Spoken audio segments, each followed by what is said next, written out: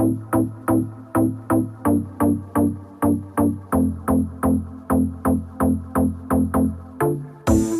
boys and girls, ladies and gentlemen. Welcome to the Up and Comer Show. This is a podcast all about learning how to live a good life. That is what we are up to each and every episode. And the mantra is really having intention in the tension. Life is filled with tensions that we got to live in, and that's part of the process of being an up-and-comer. So today is an awesome interview with a good friend of mine and a guy that you're going to learn a lot from. But before we get there, a couple reminders. One, leave a rating and review. We've got up to 50 now on iTunes. Thank you guys for the support, but there's a lot of you that haven't yet. So if you've been enjoying listening to this podcast, we would love it if you'd support us by leaving us a rating and review. The other way that's really helpful is subscribing. If you want to subscribe on iTunes to our show, that makes sure that every episode we release, you'll be notified by. You'll be able to get that in your inbox or on your feed and tune in to the homies. The other way is to follow us on the Wow, it's early, folks. The socials. You can follow us on the socials at Up and Comer Show. And if you want to reach out, send us an email, theupandcomershow@gmail.com, and we'd love to hear from you. So today is an interview with Tyler Wilson. Who is Tyler Wilson? Well, Tyler Joel Wilson grew up in Santa Barbara, California, as the oldest of 4 siblings. At a young age, Tyler was diagnosed with dyslexia, leading his family to travel around California and Hawaii to best support his development. Being born into an entrepreneurial family, Tyler began his first business at the age of 5, selling his grandpa's oranges on the street corner, making up to $100 a day. And as a high schooler, at age 15, Tyler began his first real business, Turtles Frozen Drinks, renting out margarita blenders for private parties throughout the Santa Barbara area. Through his athletic accomplishments in both water polo and swimming, Tyler was accepted to the University of Southern California. And after finding a way to enroll in USC's business school, Tyler left USC 4 years later with no degree, but having a business education that would allow him to push forward with his professional goals. In 2008, at 22 years old, Tyler co-founded and opened Avocados in downtown Los Angeles with his cousin Joseph Petruzzelli, selling exotic gourmet sausages paired with Belgian and German beers. Avocados, which is, if you're in LA, you probably know it as Worst Coochie, as it's spelled that way. But anyways, I digress. Avocados quickly established itself as one of the top restaurant destinations in the city. Tyler and Joseph opened a second location in Venice back in 2011. Now, Tyler regularly speaks on entrepreneurship across the country, including on the USC campus to both undergrad and graduate students. He also mentors high school students interested in business. Tyler currently resides in Los Angeles area with his wife and their 4 children. It's a lot, folks. He has a very full life, and it's been very impressive to see what he's been able to do with his partner in the last 10 years. They've reached the 10-year mark at the restaurant in downtown LA. It's an amazing place. I've gotten to enjoy their food and their space, and it's they call it fun casual. He really pioneered a market niche. So this interview is a gem. We cover a ton. We talk a ton about entrepreneurship. So if you're business-minded or into entrepreneurial things, this is something you're definitely going to want to tune into. We talk a lot about the journey, the highs and the lows, and the things that most people don't realize about trying to do anything as challenging as starting a restaurant. We talk a lot about family even and finding a balance and having 4 kids by the age of 30. And we talk about generations and differences in hiring. We talk about so much. So I'm going to stop talking so you can start listening to Tyler. You can find all the show notes at theupandcomershow.com/episodes/Tyler. And if you want to reach out, you can email him at tyler@versecuke.com or send us an email at theupandcomershow@gmail.com, and we'll make sure to pass that on to him as well. So without further ado, please enjoy this interview with Tyler Wilson. Tyler Wilson, welcome to the Up and Comer Show. Thank you, Thane. We're excited to be here. I'm excited to be here. I'm excited to be. We are both excited. We are both excited to be here. I just said before we clicked record that we could literally talk for 5 hours and maybe not cover everything that I want to, but we're gonna try nonetheless. Let's do it. So I want to start here. What was it like having a pool party in a dumpster in the middle of downtown LA? Whoa. Okay, so this was a fun afternoon. I decided with a couple of people to open a coffee shop, knowing nothing about coffee, had some extra time on my hands, or didn't, but made some. And with a great group of people, opened a coffee shop. But the first week, we decided we needed to do something fun. And we'd always heard about these dumpster pools that people would build in New York. And we're like, that would be so fun. Like, random. I mean, we're only in a desert in the middle of a drought. We might as well go rent a dumpster. And we filled it up. We lined it with plastic and filled it up with water and spent the whole afternoon swimming in a dumpster with blow up like pool toys. Yeah. Oh my goodness. Did you get any like random strangers to hop in? Absolutely. I mean, it was 100-degree day in downtown, and I was in there like throwing kids around and playing, and like random people would walk by with their clothes on and be like, "Oh my gosh, this is so cool," and hop in. Full clothes. Fully Just clothed. Send. Fully clothed. Wow. That is amazing. Where was it? Was it right in front of the coffee shop? This was on 3rd Street in downtown LA. Wow. I have some great pictures. That is, we might need that in the show notes. Wow. Okay. Some other fun facts here. So from some research I did, I've found out that you are quite the expert at the right way to cut things. So first off is rose bushes, and there is a very right and a very wrong way. So fill us in a little bit on what it takes to cut a rose bush well. So I think I'm still mastering this technique, or would like to get better and make more time. A rose bush cut incorrectly ultimately dies or becomes like little rose, gives you little flowers, or kind of gives you this snarly mess. And most people end up with a snarly, unhealthy rose bush. And when you have roses, you might as well make them look beautiful. So I have been paranoid about my roses, and currently they actually don't look very good. But the idea of just cutting them and kind of creating this nice 3-prong growth, so there's plenty of space and there's new growth, and getting out the old flowers at the right length and cutting right above where there should be a new growth, and kind of coaching the rose bush. Coaching by your cuts. Coaching by your cuts. Yeah. So, I mean, what is the thing that what are the most common mistakes that people make?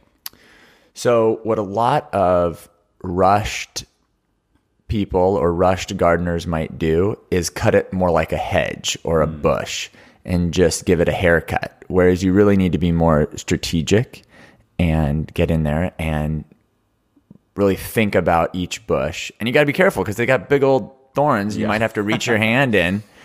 And, but if you do that, you get big, beautiful flowers all year around. Especially in California. California. Yes.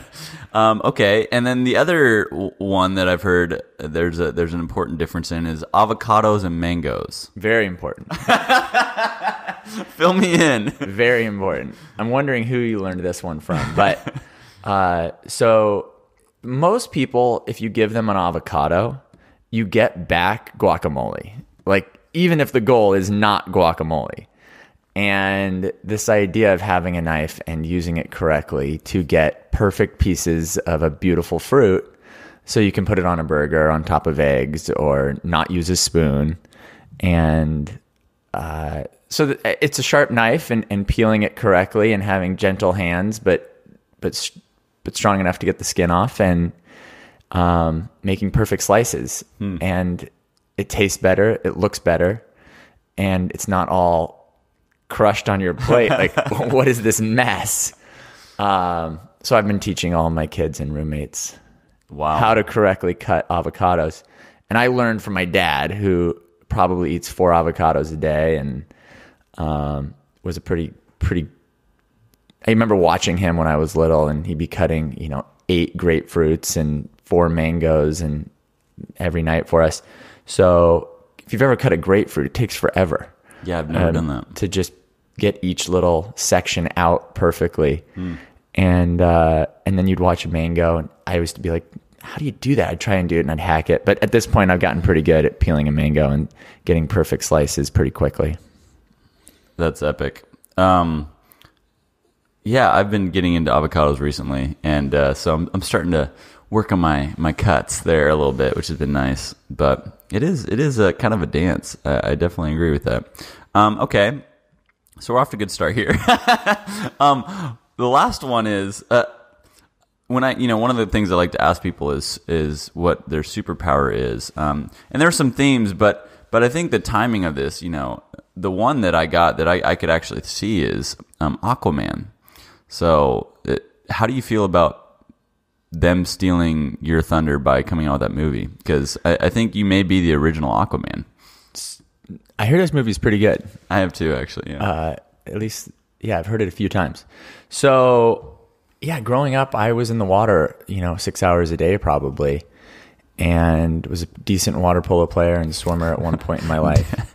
Decent understatement. And yes. So, yeah, I mean, the water is really fun. It was kind of just naturally became my sport in all aspects. I'm excited that there's a movie about it, but no reference to it whatsoever because I have no clue what it's about.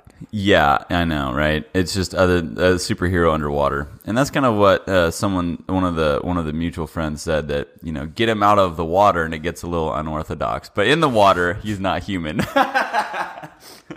So we'll get back to that. But before we get there, I guess, so enough one-offs. I want to zone in here a little bit. Let's start with why sausages. What is it about what do you love about sausages?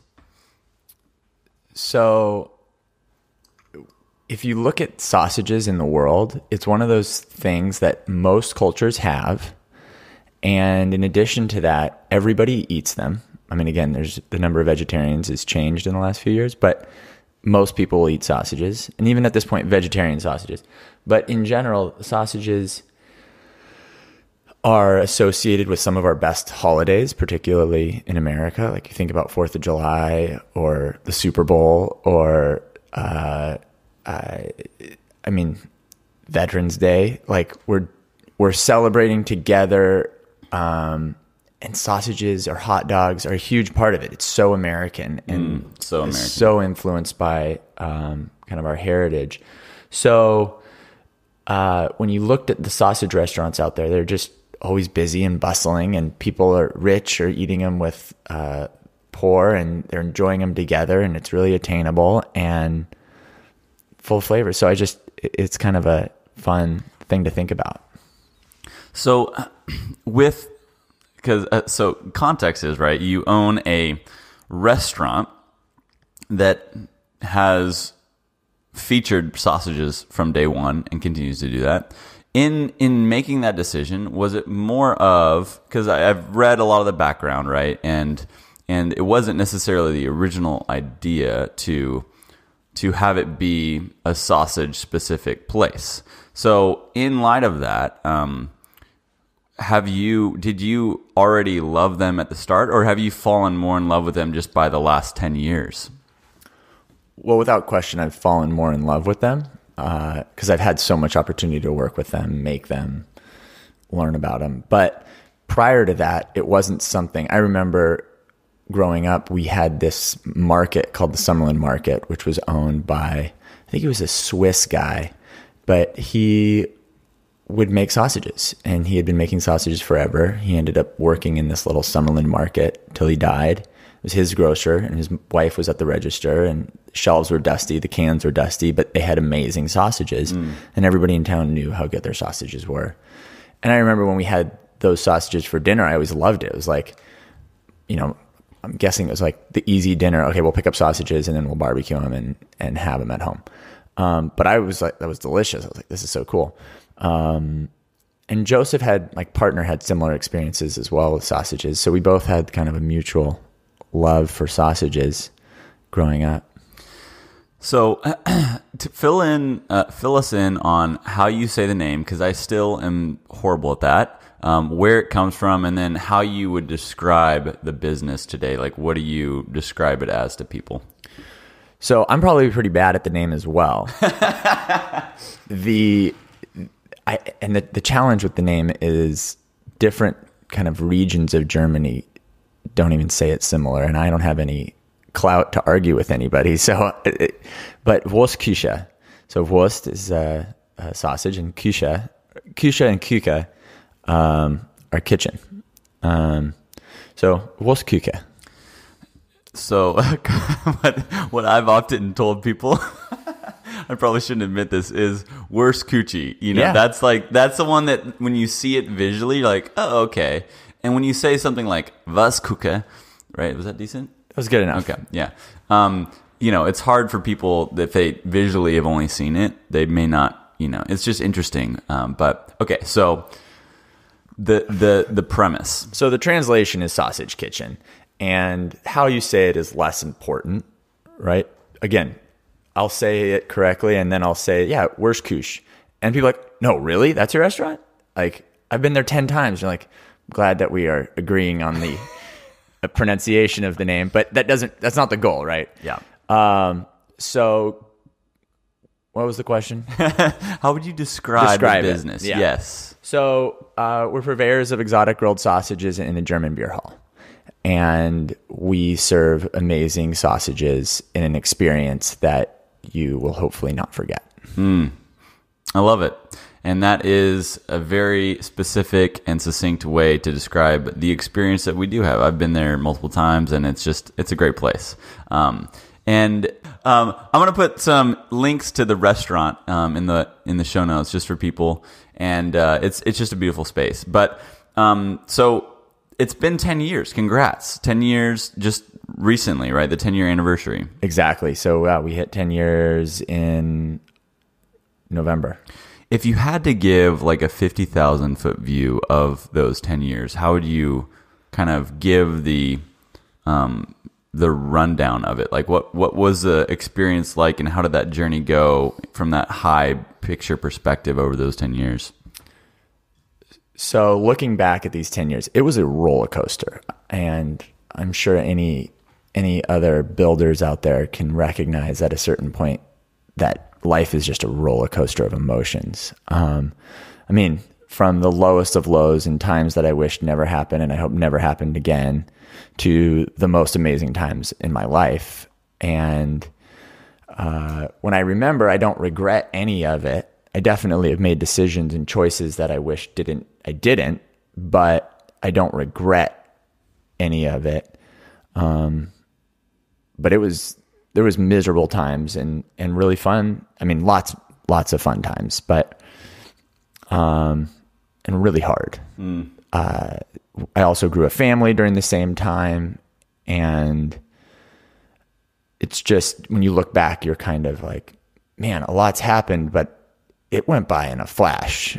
And kind of where am I? How'd I get here? And what's next?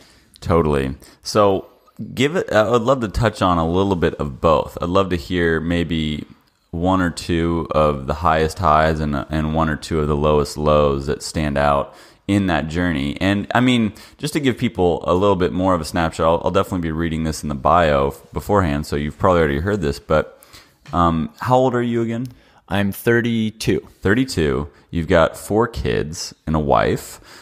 You've been running this restaurant for 10 years, which means 22 is when he started. And so there is so much to respect about the life you've lived. And we're going to dive into those in the future in a little bit here. But I want to start still with this 10-year journey of the restaurant. And I think anyone in the entrepreneurial space knows how incredibly challenging it is to open and operate a restaurant and be successful at that and have that last longer than 5 years or 3 years even. So not alone, let alone have a family alongside that. But there's inevitably like this you're basically saying, oh, I don't want to go on a a kiddie roller coaster. I want to go on like Six Flags. Give me the biggest roller coaster there is. So walk us through some of those the lows or the highs, and maybe let's start with the highs. Let's look at the highlights. Yeah. So some of the highlights of the business is getting it open, right? I remember that first day we opened. We had worked really hard, and it was construction, and I thought that was challenging, right? But it's just building. There's no stress. There's no customers. There's headaches of things, but you just work. They're problems, right? You just solve them. The first day we opened, the excitement of selling, I don't know, we sold 100 sausages or something, which was our aggressive goal in our financial model, to sell an average of 100 sausages a day. And we opened about 30 minutes late. And just the excitement of opening, you're exhausted, and adrenaline. And that first day was really special. That first week was really special. And I'll never forget some of those, days and people that came in. I think you talked to Sten. He was probably there. I think he brought in 30 people the first night. Bought a huge beer, and people like that continued and still continue to support and help. And then I have, a great, amazing partner. We've had an amazing relationship over the last 10 years, and we work really well together. And I'm assuming it's mutual, but the two of us have had a lot of fun. I mean, we've gotten to travel the world. We get to solve and work through some really interesting problems. We've built a really good structure and system that I'm very proud of. We've came up with ways to lead people in very non-traditional ways, or our way, which is heavily influenced by the things we read and the things that we do and people we meet. We have tremendous respect, and that's a lot of fun. I mean, we'll get after it and, work through problems and help each other stay focused. And we've both gone through a lot over the last 10 years, and been able to support each other to get through that stuff. But yeah, we're very different. Yeah. It seems like you guys are very complementary, which is a perfect thing for a partner, right? You don't want the same person. So this is something that I also came across a lot in research was, and a lot of people made the comment that you have an incredible knack for operational efficiencies. And so that obviously doesn't happen by chance. It's happened by a lot of work, a lot of trial and error, and a lot of just experience and learning. But in light of that, I guess, how do you think about, or how have you developed that sense of operational efficiencies, or what is the importance of operational efficiencies in light of any business as you see it now? So this is a great conversation. We could talk about this one because an entrepreneur, I would say, is not by nature a very good operator. And we have a tendency to jump, switch, grab onto shiny objects. And that is a huge threat to any business, because you'll get distracted, you'll jump in different directions. The more you do, the more opportunities you get. You and I have talked about things that I'm fired up to do. I probably could do, but I got to quit something, or everything, realistically. And that's not a very good builder. And it's hard. It's still a struggle to stay focused. It's one of our kind of key tenets within the company is focus. Like, is this focused? It's one of the reasons we closed our coffee shop. It's one of the reasons we've stopped doing any other operating endeavors. And that's tough as an entrepreneur. You want to just do stuff, and new stuff, doing the same thing. I mean, I love sausages and I love beer, but literally you can only get so creative when you're looking at a model like In-N-Out and trying to see, why are they so successful? Well, they execute really well. Those are operators. So when it comes to operations, I've kind of had to forced to learn, and great books like the E-Myth have encouraged that growth to get focused, get linear, process driven, and teach people to enjoy that process. And it's really hard for, I think, kind of the newest workforce that's out there to stay focused on simple, right? We want your task to be as simple as possible, right? Because we can get really good at it. We can get really effective at it. And when something goes wrong, we can quickly get it back to normal, which when you look at a restaurant or any business, the customer's expectation is it's the same every time. And the number one reason people don't come back to restaurants is not because it went bad, because it changed. And if you look at like a farm to table restaurant, which I love, like, don't get me wrong. I mean, these restaurants are virtually impossible to make money and exceptionally hard to run. Kind of one of the reasons they probably don't last very long. But you go once, you love it. You go twice, you love it. You go a third time, and the spring menu, you ordered something you didn't like, or you had a server that was either grumpy that day or just not very good, and you don't go back. And you actually never even think about not going back. It's not like you're going to write a review. There's another farm-to-table restaurant.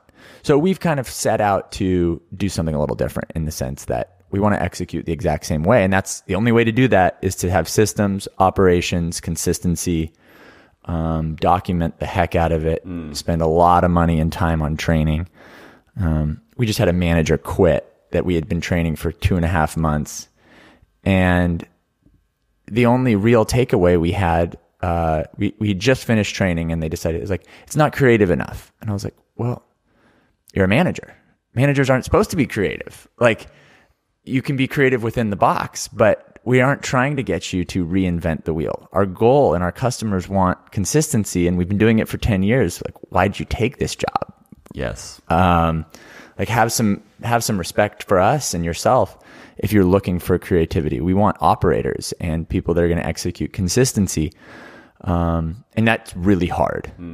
Simple is very, very hard. You're preaching my language, brother. That's like the whole premise of my book, really. And it's so true. I definitely am going to put in the show notes E-Myth Revisited. That's just a great book. Everyone needs to read that, especially if you're entrepreneurially minded. I read that this last year, and phenomenal breakdown. I know that played a big impact on you guys too. And consistency. You know, it's funny when you mention that. There's a great book. Have you read Influence: The Psychology of Persuasion? It's by Robert Cialdini, and in there, one of the key takeaways, I mean, I read it a couple years ago and it stuck with me because it's so powerful, is that we are so driven and wired by consistency naturally as human beings. We will do the most irrational things just to be consistent with what we say or what we believe about ourselves, right? And there's like Chinese prisoner of war camps was one of the examples he used. When they had American soldiers there, they mentally tortured them by having them write out and have them recorded on video saying pro-communist things, to where when these soldiers left, they truly believed they were like pro-communist because they wanted to be consistent with what they had outwardly shown and said. And so there's a lot of play on there of the power of consistency. And I think you even see that with it's not even a conscious decision, right? It's a subconscious decision of like, oh, I just won't go back there because they weren't consistent. And so it's really interesting hearing that, especially on the restaurant side. But it's so powerful and it's so hard to do. Yeah, it's funny. I have a story. Last night, I was talking to a customer, and she was clearly a regular. They were at a group of 12 vegans or vegetarians. They come and have their company. The whole company is vegetarian. They drove 40 minutes to have vegetarian sausages. And we had to make a decision a couple months back to change out one of our vegetarian sausages to a different vegetarian sausage. And it was our slowest moving sausage, the one we changed out, for one that became one of our top moving sausages, and it's vegetarian. And she called me out and saying, hey, it's a real bummer that you got rid of the vegetarian apple sage.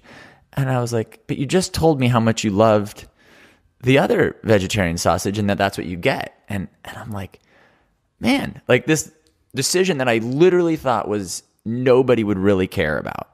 I had somebody that little change. Now, it wasn't enough to ruin the experience for them, thankfully, but I'm guessing there is somebody that was a core customer that loved that sausage and is now no longer coming. And that's kind of what I think it's no big deal when I'm making that decision, but I'm sure it had impact. There's always trade-offs, right? Man, that's crazy. So one thing that also is really fascinating in this, I mean, well, I guess before we move past operational efficiencies, how did you, because obviously for others to embrace it, you have to first embrace it, right? And that's something that's hard, right? For someone who's an entrepreneur and creating new things, right? You don't just naturally fall in love with systems and processes. So I hate them, actually. Yes, exactly. So how have you grown to love them or try to love it or embrace them in running your own business? I kind of want to compare it to drinking water, right? We have to drink water, otherwise we die. And you don't always think about it. You know, at the end of the day, you're grumpy and you realize, wait, I didn't drink any water today. Why am I grumpy? So you use water when you have coffee. No. Exactly. Or beer. You know, I got to go drink a beer. That headache will be gone. Depends on the time of day. Yeah. Well, does it? So the operational success of executing correctly and with a process. So a few things happen. When you have really consistent processes, everybody knows what they're supposed to do. And when something is not going correct, you look at the process, not the people, right? So if your whole system is built on good people, well, as soon as you get a bad person or a person that's lazy, which by nature, people eventually become lazy or don't follow the process or lose will or whatever X factor, they stop doing things correctly. And the whole thing falls apart. Whereas if you have a process and everybody knows the process, you can get really efficient at the process and you can also change it consistently. So if every day you're doing something different, you can never really get better. If you do the same thing every day for every task or whatever it is you're trying to accomplish, when it's time to make changes or you see flaws, you're able to go in, look at the process. Well, where is the inefficiency? Kind of like a little factory. And make a change there, redocument it, and then consistently roll it out. So when you start looking at an organization, we're now 100 people, and you need to do something that affects 50 of them, well, that you don't just make in a boardroom and say it happens. That might take 2 or 3 weeks to get implemented, and then it might circle back to the old system because somebody extra reason. So when you get those processes and you start seeing the success and the efficiency and how well people operate within them that get it. People that don't like that process or systems are quickly fired or quit. I mean, the system flushes out people that don't belong. And if they don't get it, because if you start seeing how effective a process is, as frustrating as it can be initially, but once you buy in and you see the success, it's a game changer. Yeah, there's a great book also, Culture Making by Andy Crouch, and that is just kind of more on what God's role is in creating us and how we've been wired. And his point is that we're creators and cultivators of culture. And he's also making the point that we have to have structure to create within. You can't just create out of nothing like God did. I mean, he's given us the structure. And same is true, right? Like, we can flourish so much within a structure that we get to operate within, right? That's not necessarily, it's not confining. It's actually allowing us to do our best in a lot of ways.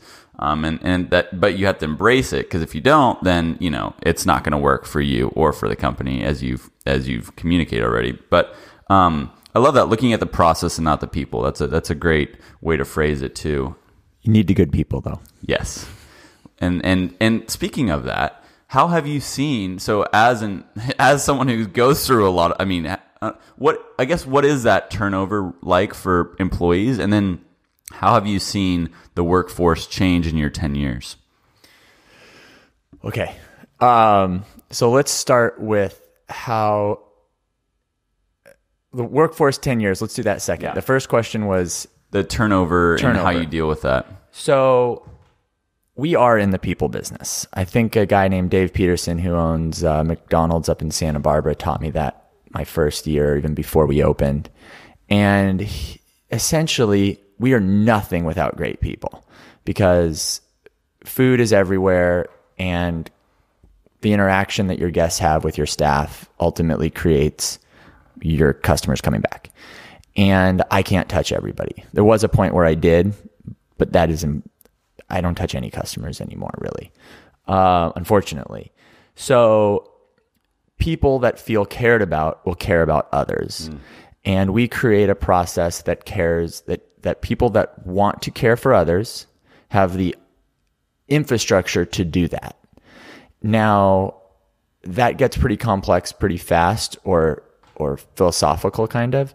How do you do that? Right? It's easy to say, really hard to do. So we've spent so much time looking at what is the first interaction with the company to your last interaction. I mean, we had a conversation yesterday about this. We care, our HR manager's job is the very first time you have an interaction with the business to the last check you receive from the business. Like, what does that life cycle, and what is your opinion of that life cycle after you get that last check, regardless if you were terminated, quit, resigned, whatever. If we can execute that, that's a really good thing. We're not perfect, but that's the goal. And digging into that to what is your orientation? What is your training? How organized are we during that process? Like, do you have a checklist? Do you know where you are? Do you know where you need to get? Do you know what has to happen before you get promoted? We only hire 2 positions at the company, a fry cook and a food runner. But we have like 20 different roles.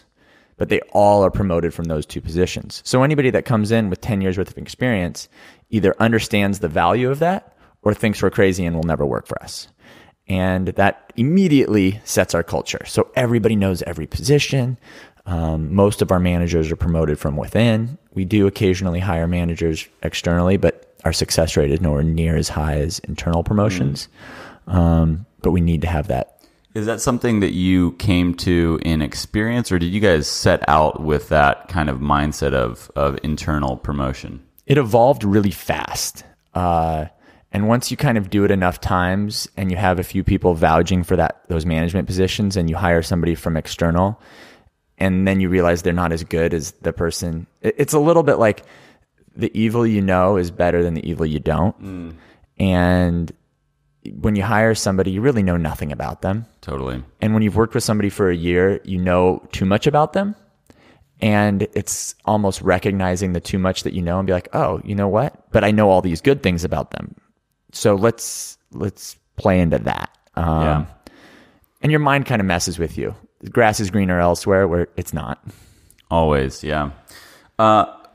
Before we move past the people, so you said, and this is something that's so true, right? People naturally will get lazy. That's how we all will default to if there's not intention and effort made to oppose that. So how do you, as a owner and boss, how do you help people not get lazy within their roles? Like, how do you go about that strategy? So it kind of comes down to the few things that motivate people, and that's beyond their task, right? We have really simple tasks: accepting an order, putting the order in, cooking the order, dropping the order off, which when you boil it down to that, it's a very mundane process.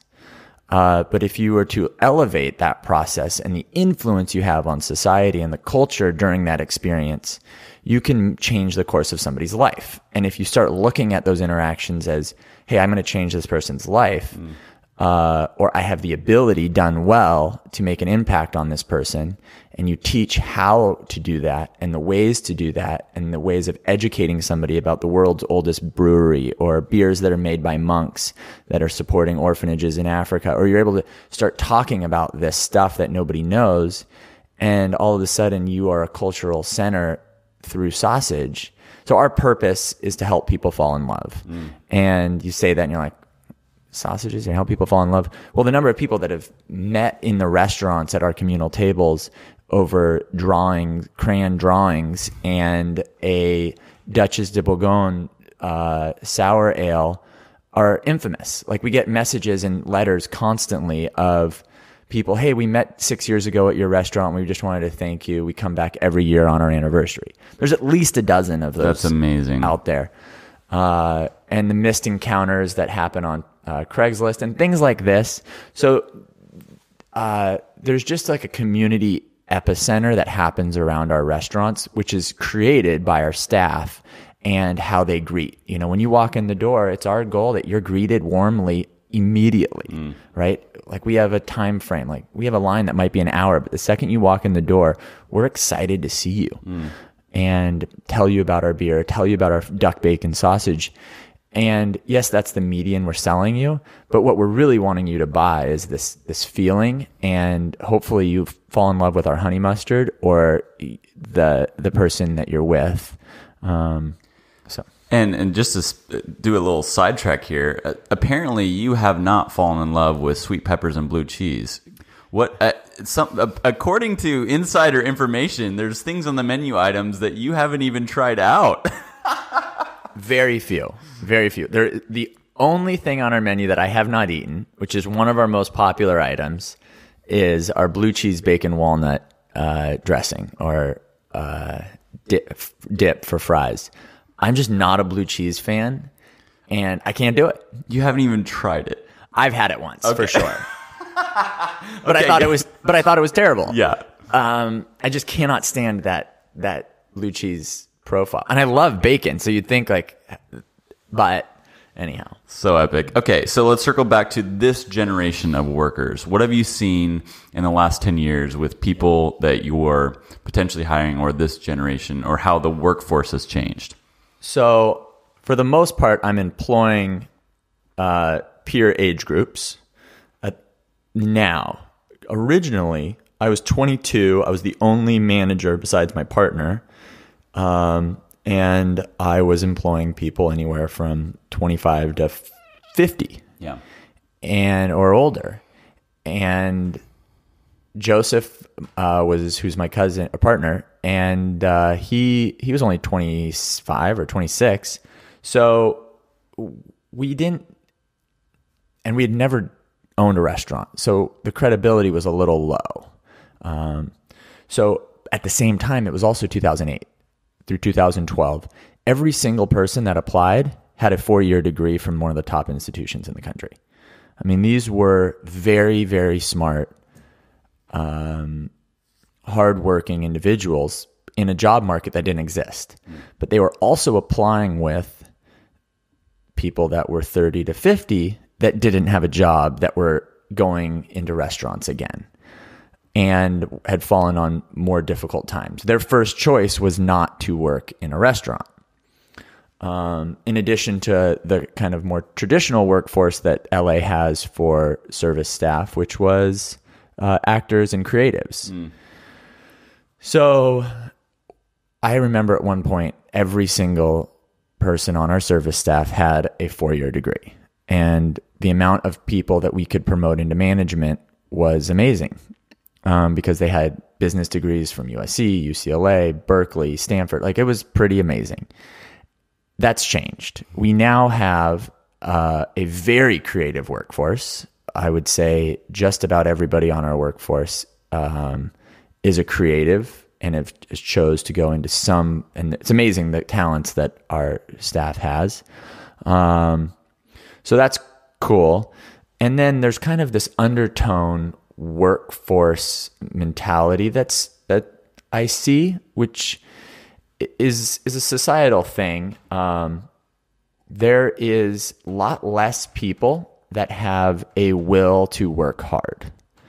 And our staff and what we're looking for is people that break that mold. And we've done a really excellent job of finding great people that break that mold.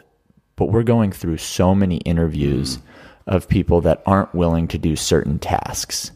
And that's kind of been a change, I would say.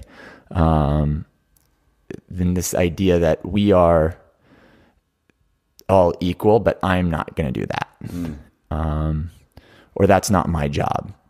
And that kind of mentality we just don't have room for. Yeah, and it's an entitlement, right? At the end of the day, it's an entitlement to say that I am above X, Y, or Z. And really, like that's why I've been talking to a lot of people about this. I love the worldview that the Bible provides, that God gives us, is that every human being is equal for two reasons. One, created in the image of God.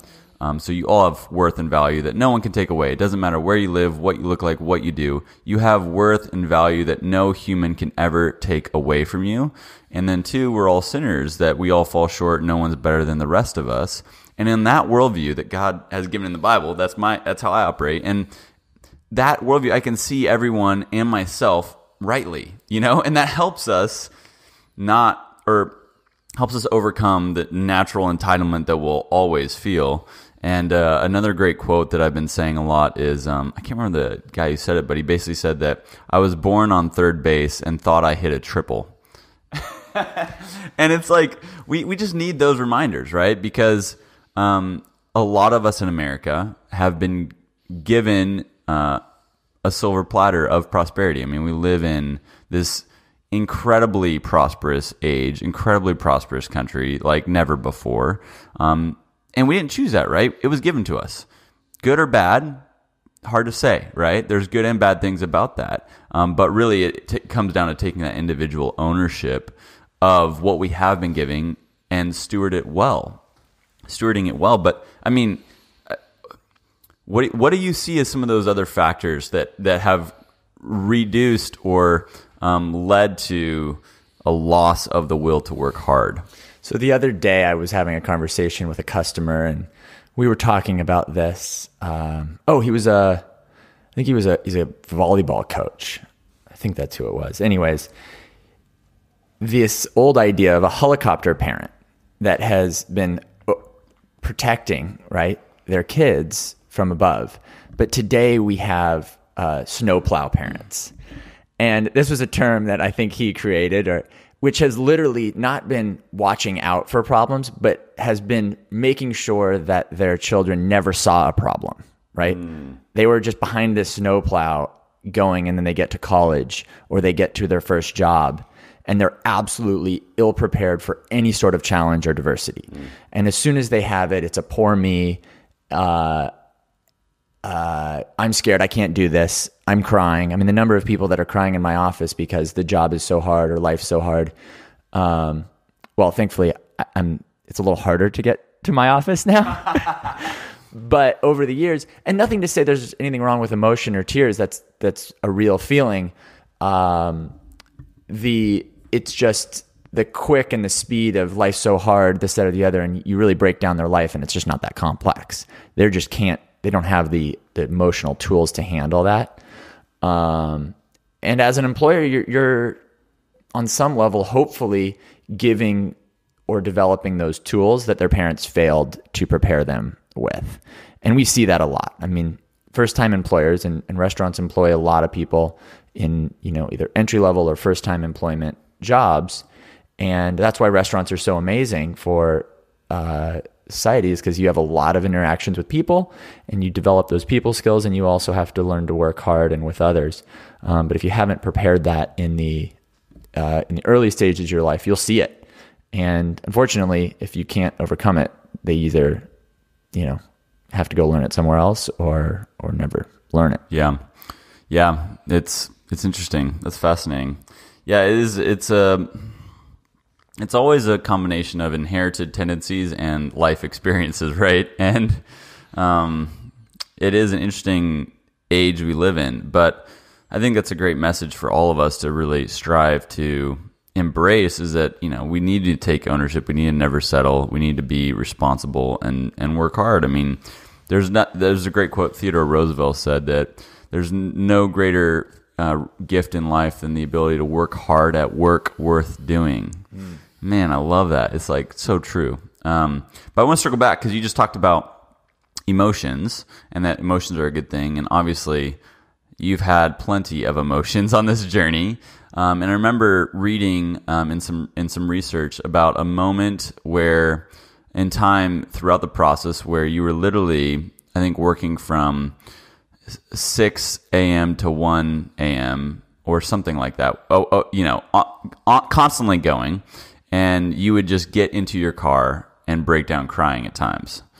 So talk to me about those experiences, those lows. What was that like? Yeah, so we were touching on this earlier, but building is hard, and then getting into operations becomes challenging. And this was and has been, for the most part, my only job. I had done some things prior, but for all intents and purposes, this was it. And I knew how to work hard and was working as hard as I knew how to work. And I was putting in, 100 to 120 hours a week, something like that. 6 a.m. to midnight, 6 a.m. to 1. Really not being able to sleep, whereas you had so many things going through your brain. I know I'm working too much when I am dreaming about my work, and I am forgetting things, and I realize I forgot to drop off something that somebody had asked for, and you're like waking up in a cold sweat because you forgot to drop off a dipping sauce to somebody that asked, and you're remembering it at 3 a.m. Like, that's when you know that you're pushing it a little too hard. So I went from 195 pounds to maybe 155, 160. I'm 6'2". I should not be, below 180. Like, if I'm below 180, even at 180, I'm probably underweight. So my skin kind of changed colors. My hair kind of changed colors to like this kind of funky, not gray, but like funky malnutritioned color. Wow. And you always felt like on stage, you always felt fake because you were just building relationships. You're constantly having the same conversations and bringing energy to everything. And things were never going right. You were running out of sausages. You were running out of bread. You were racing everywhere. You were 10 steps behind your whole waking hours. And I just remember getting in the car one day and being so tired and just, I'm not an emotional person. Like, I don't remember the last time I cried, but I just like absolutely bawling. And you're like, what the heck? Like, I'm a mess right now. So it was just that beat up. I couldn't even tell you why, right? Who knows? And how I didn't get sick or how other consequences didn't come of it. I mean, I think we were ultimately found ways to survive. Everything from, having family members come in and help and things like this. And there's like a level of it that you look back on, you're like, oh man, that was a crazy cool time. And then you also look back and you're like, why would anybody do this to themselves?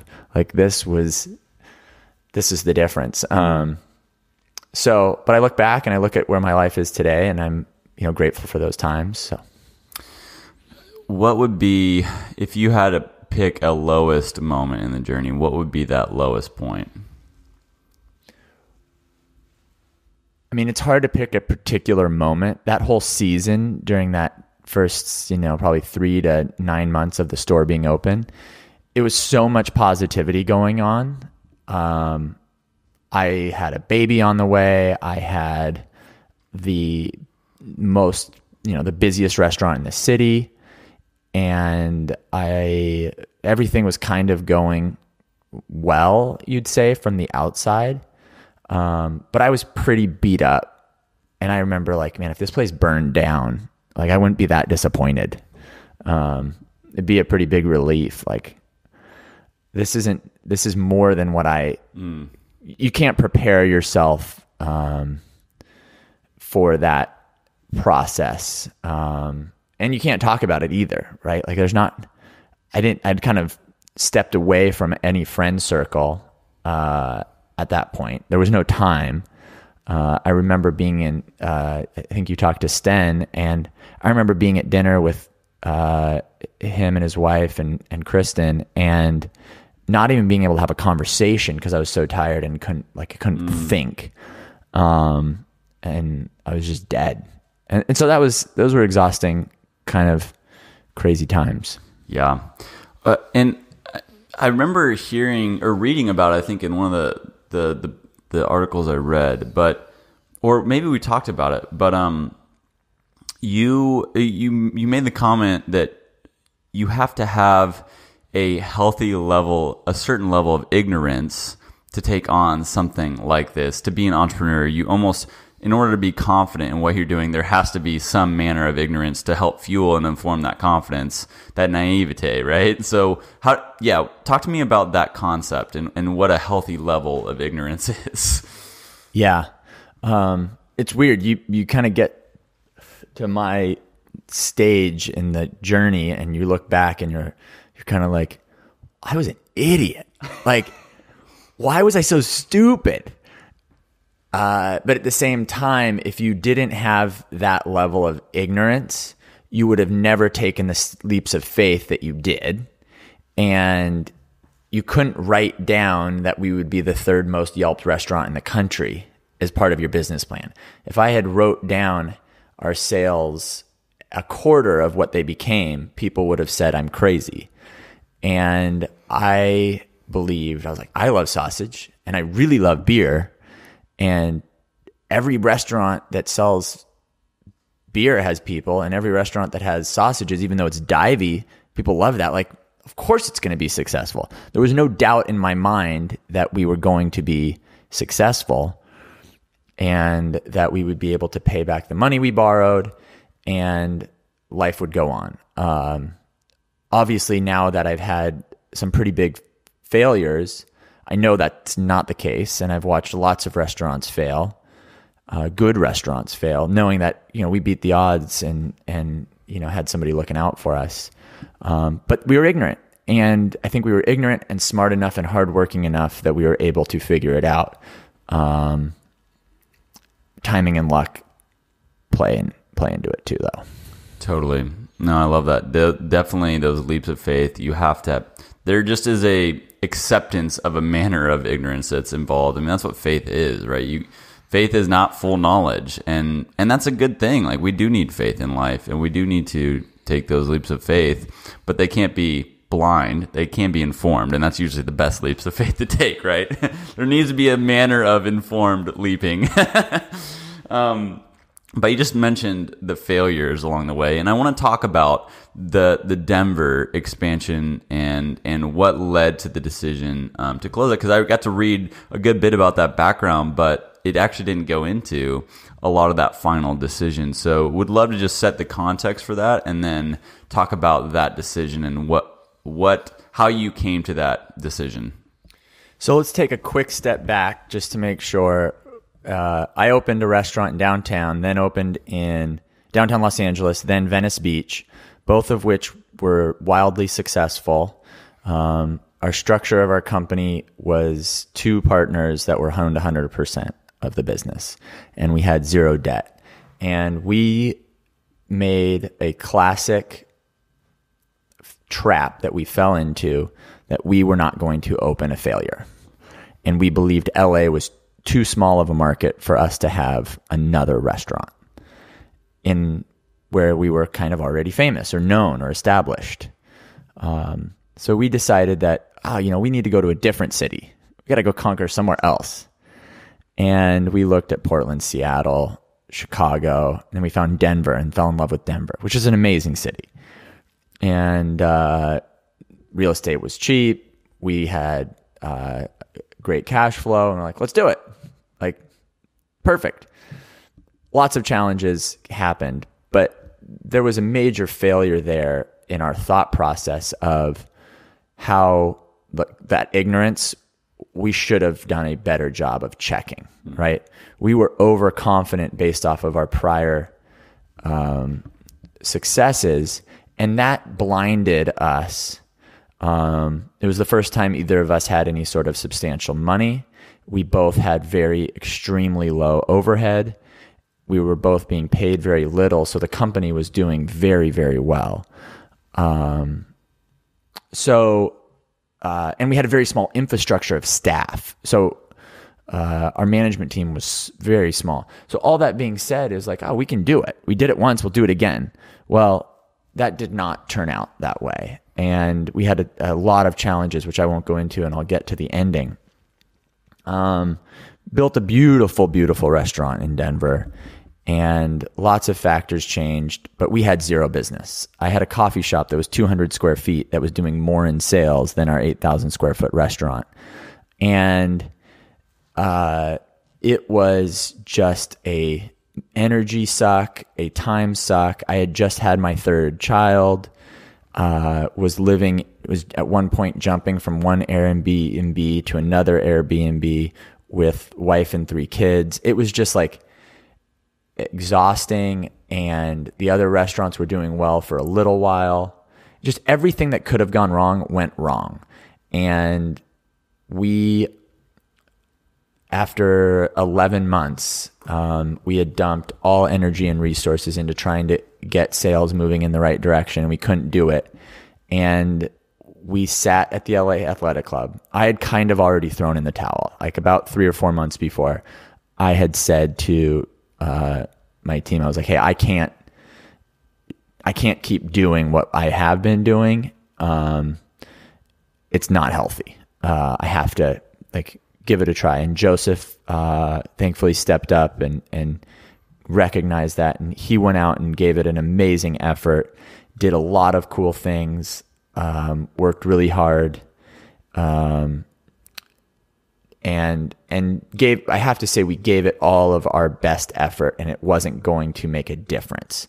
And when we sat down, he flew out, our CFO, who's our number one advisor, and Joseph and I sat at the LA Athletic Club over breakfast because we had said we're not going to talk about closing until after the new year.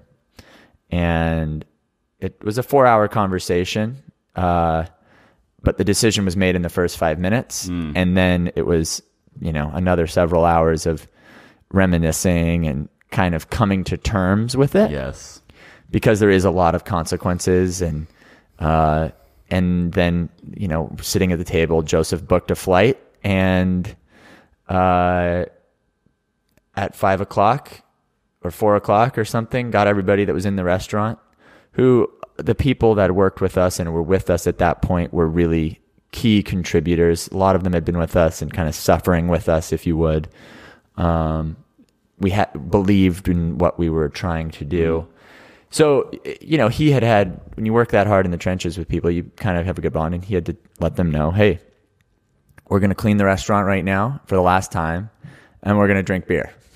And they closed up the restaurant. And I still kind of regret not going, but somebody needed to be here.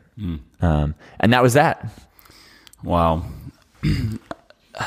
It's crazy. I love it though, because it just is, there's so much gold in there. We learned so much from our failures. And I want one quote that is just so good, from Ryan Holiday's book that he mentioned in Conspiracy about that overconfidence. Machiavelli said, when overconfidence enters men's hearts, it causes them to go beyond their mark, to lose the opportunity of possessing a certain good by hoping to obtain a better one that is uncertain.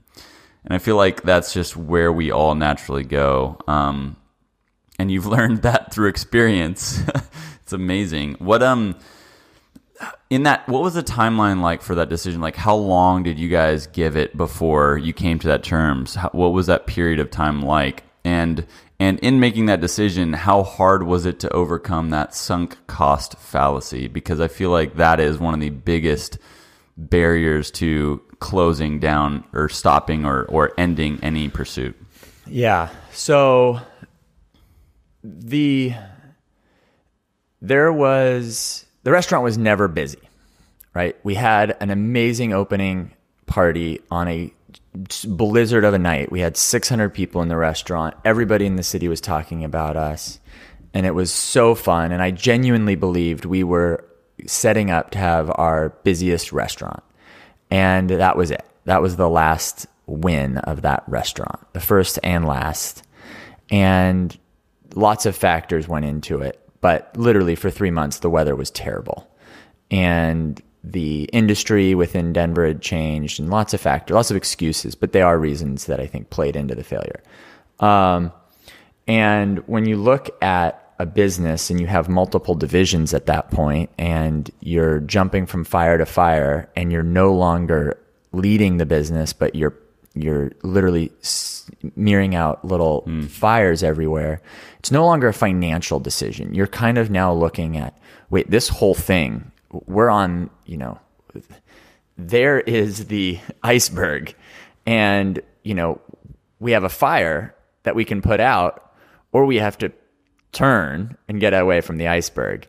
And that was essentially the situation we were in. We could put out the fire of Denver by closing the doors and allow us to turn away from potentially taking the whole company down and refocus, regroup. And when you kind of start looking at analogies like, hey, lose the battle, not the war, and things like this, and we're extremely conservative in how we operate business. We don't use debt, and we only build with money that we've saved. So that allows for it to truly be a sunk cost. And I'm glad that you brought that up, because if that was debt, we would have been destroyed. And our conservative nature of knowing the risk that we do have saved us in that front, because we just wrote it off. It was a very, very, hard thing to do. But when you look at the global picture, you're able to go back and rebuild. So we now are able to continue and rebuild the things that we had lost during that time. It took 2 years to redevelop our management team, reinstill our culture, and also our individual kind of mentality, right? You become very bruised internally after that, and you don't realize till you're making decisions how much that process has kind of messed with your head and your ability, because you do need to move forward with faith on so many things. Still, you're never going to know scientifically whether a decision's right or wrong. You just have to go. Yeah. So, the bigger the failure, the harder the recovery a lot of times, just individually or personally, right? Internally. Yeah. What, I guess, if there's like one thing that experience left you with, what lesson has that really instilled in you or given you as you move forward? Well, I'm so glad that we have these conservative principles, and we're going to stick to those. No, it's just the business can operate on its own, and its financial stack doesn't get in the way of keeping it from being successful. And I hate traveling for work. I used to think that would be no big deal, but getting on an airplane to go to work is not my goal. I remember nights where I wanted to sleep in my own bed. So I'd get on like an 11 o'clock flight to fly home, or a 10 o'clock flight or something. I'd be in bed by 1, and then I'd fly out at 5 a.m. I literally did that a few times. Wow. Because I just didn't care. I was like, I don't want to go back to that apartment where it's just a bed. Like, I can't do it. Yeah. So I learned that about myself. Also, I would say that when you do have multiple divisions and you see, leaks happening or cultural things changing, you got to go address them. You got to cut off what's not working. And the Denver restaurant was just not working. Yes. Well, that's awesome. Thanks for sharing. It's a lot to glean from that. It's really helpful. Failure isn't fatal. It's just the failures that we don't learn from that might be. I think that's a great quote. I can't remember who by, but so before we move past the restaurant fully, I do want to talk just a second about you. One of the things that's so crazy about the restaurant you started is that you really pioneered a genre of restaurant. You guys were really the first model of what a fast casual restaurant could entail. Talk to me about what that experience was like. How did you create that environment, or have a sense for that niche that wasn't even really in existence yet? Yeah, so let's unpack that a little bit more before we dig into it. I think we started a segment of restaurants that I call fun casual. opposed to this fast casual. Because when you think fast casual, I would say like Chipotle or Sweet Greens or something like this kind of fits in that that genre. But this idea that you can go and celebrate your birthday party at a Chipotle is not generally what people are doing. You don't make a reservation. So, and aren't really a reservation restaurant, but if you have a group of 12 or more, we'd love to get you in there, and you're going to stay for 3 or 4 hours, and you're going to have an amazing time. So this idea of fun casual didn't exist. And I think we created, or this happened, because we don't have experience in restaurants. We weren't filled with this notion that this is how you do it. Everything we did, we reinvented or thought of. Now, we've changed some things to fall more in line with good principles of operation through years of meeting people and talking with friends and things like that. So this segment that was created was so extremely well positioned for the environment that we are in today, where wages are going up very fast, and the dining experience is changing away from a service model and into a counter model. But we were the first ones doing counter hybrid kind of setup that you're seeing a ton of today, because it's very efficient. We need for food to not go up extremely high in price. Restaurants have to figure out how to be more effective, and we were really well positioned to do that. I think that kind of somewhat digs into it. Yeah. And I think what you just mentioned is so crucial, right? You didn't have that prior experience that really allowed you to see it with childlike eyes, to see it anew without the culture that was in place before affecting your vision of it. I mean, I'm reading a great book. I think we've talked about this, How We Got to Now, all about these 6 innovations that shaped the modern world. It's fascinating. And the one that I've been reading this last night actually was on sound. And the guy who really was the first pioneer of sound came up with this thing called a phonoautograph, or it was like a stenograph, but for basically taking sound waves and putting it on paper. But he needed to take 2 giant leaps, and he only was able to take 1, right? Because you don't even know about the second giant leap you need if you don't have that first giant leap. So his first giant leap was being able to move sound to paper. But the second giant leap that he didn't really understand at the moment was you need to be able to play that sound back, or it doesn't mean anything, right? You have to interpret or be able to read this lines on a paper that's the sound waves. Well, that doesn't do any good for anyone, right? So it's just interesting how innovation happens. It's always usually one big leap at a time, but usually it's people that are able to look horizontally, laterally, and bring new perspective into any industry or field. So I think that's a good example of what you guys were able to do too. So I want to paint. So this is going to be fun now, because I want to dive more into who you are, and I think that this is really important. So what most people won't realize, and even from this conversation, and most people probably don't necessarily know unless they know you, is that you are dyslexic.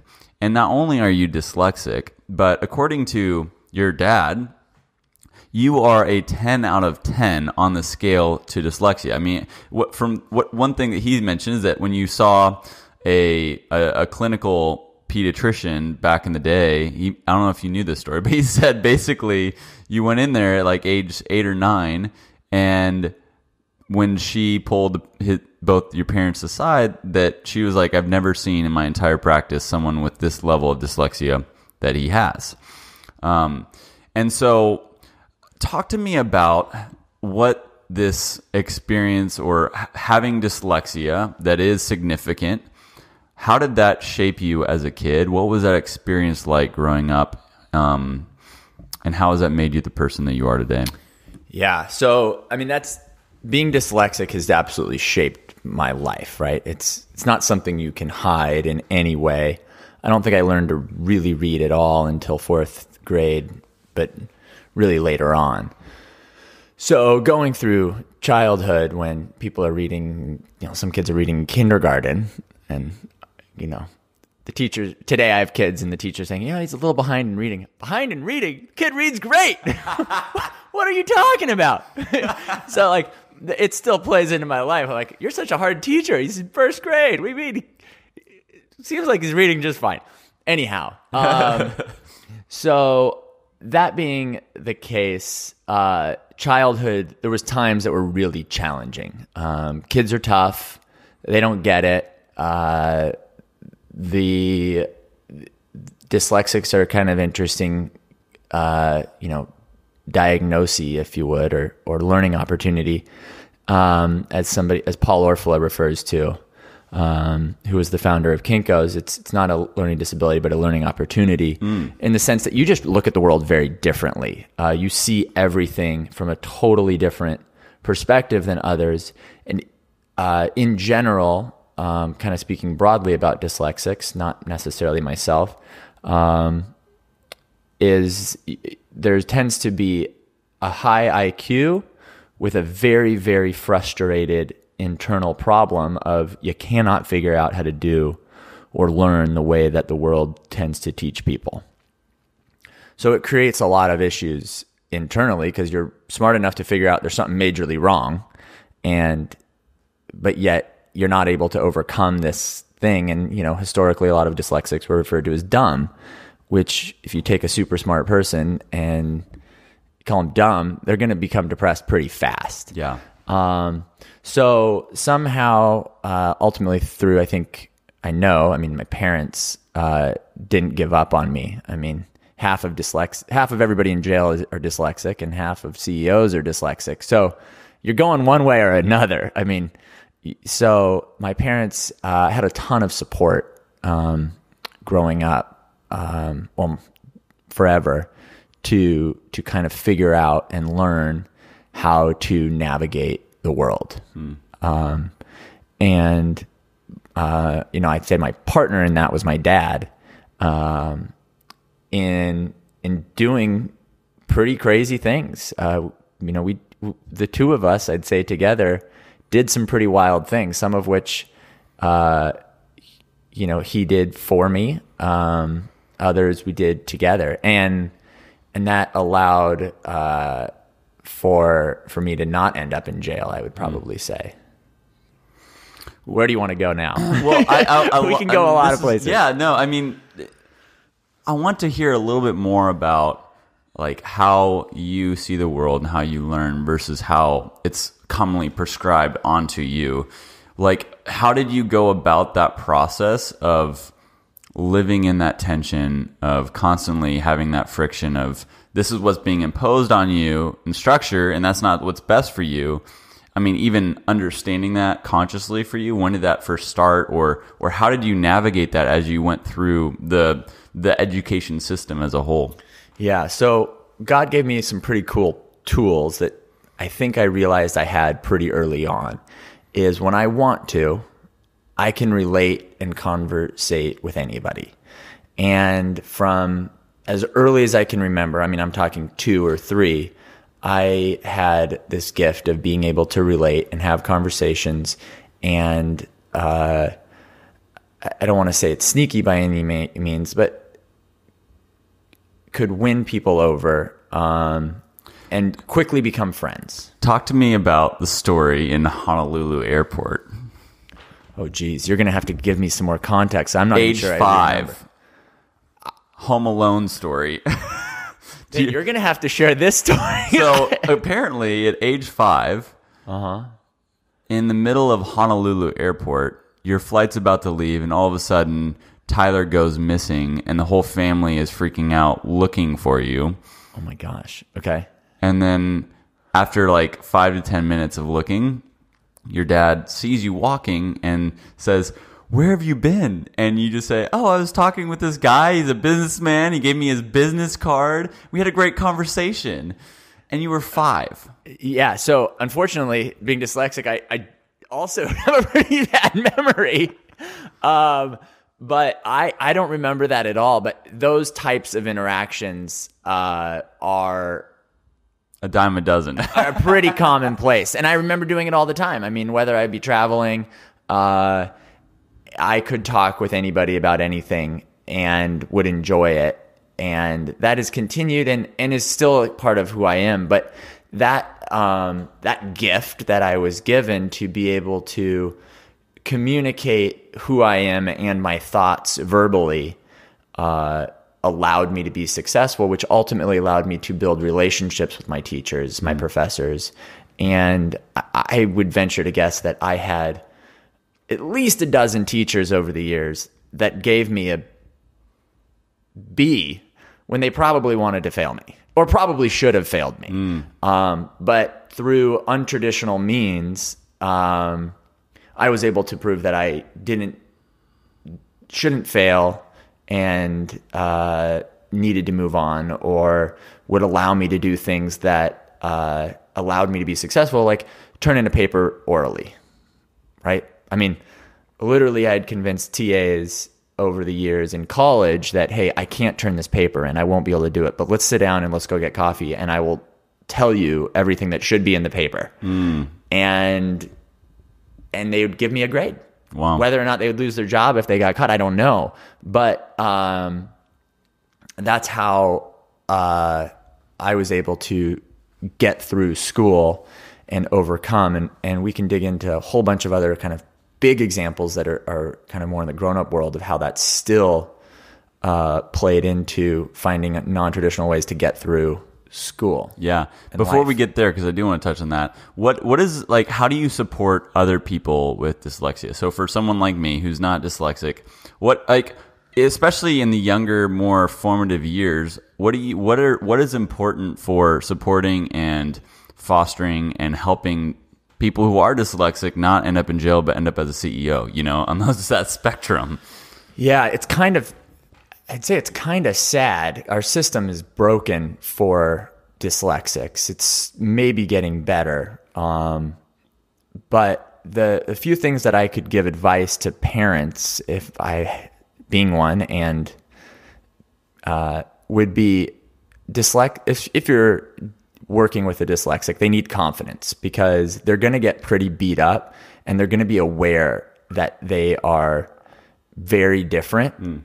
And different in a way that they really can't change. Like, you're not going to will somebody to write well or read well.